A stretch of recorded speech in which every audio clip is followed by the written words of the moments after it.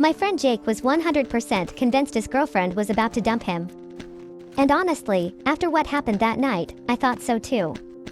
She stopped replying to his texts, canceled their plans, and one day told him she was too tired to go out. Then that same night, she posted a picture on Instagram, laughing at a restaurant with her friends. Yeah, that's when Jake texted me. Bro, I'm about to get dumped, aren't I? Jake and Emily had been dating for almost 2 years. They met in college, and from the start, they were that couple everyone knew.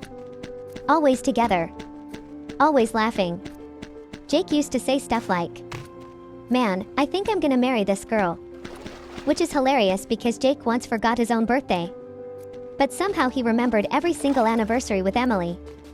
So yeah, he was serious about her. For the first year, everything was great. But around year 2, things slowly started changing. It started with little things. Emily stopped replying as fast. Then the late-night phone calls disappeared. Then the good morning texts started coming at, like, 2 p.m. Jake told me one night, "Bro, something feels off." I told him he was probably overthinking it. But then it got worse. Emily started canceling plans. One time Jake spent 40 minutes getting ready for a date. Only for her to text, "Sorry, I'm really tired tonight." Jake was annoyed, but he understood. Until later that night. Because guess what showed up on Instagram? Emily. At a restaurant. Laughing with friends. Jake just stared at his phone and said, "Wow." Now Jake was convinced something was wrong. He started analyzing everything. Her texts. Her emojis.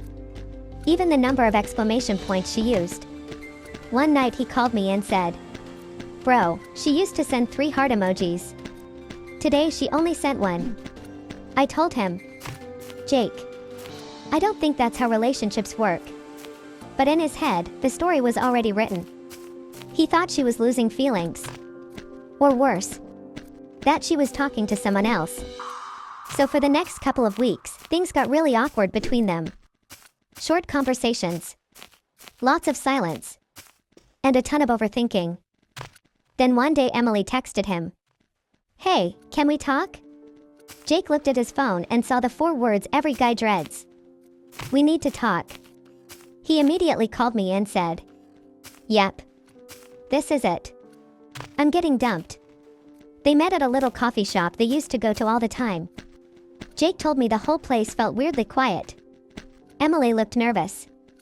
After a few minutes, she finally said, "I need to tell you something." Jake said his heart dropped. But what she said next completely surprised him. Emily explained that the last few months had been really hard for her. Her dad had been dealing with serious health problems. She'd been helping her family with hospital visits and paperwork.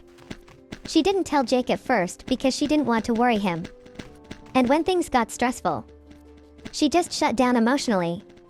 Jake just sat there for a moment. Because suddenly everything made sense.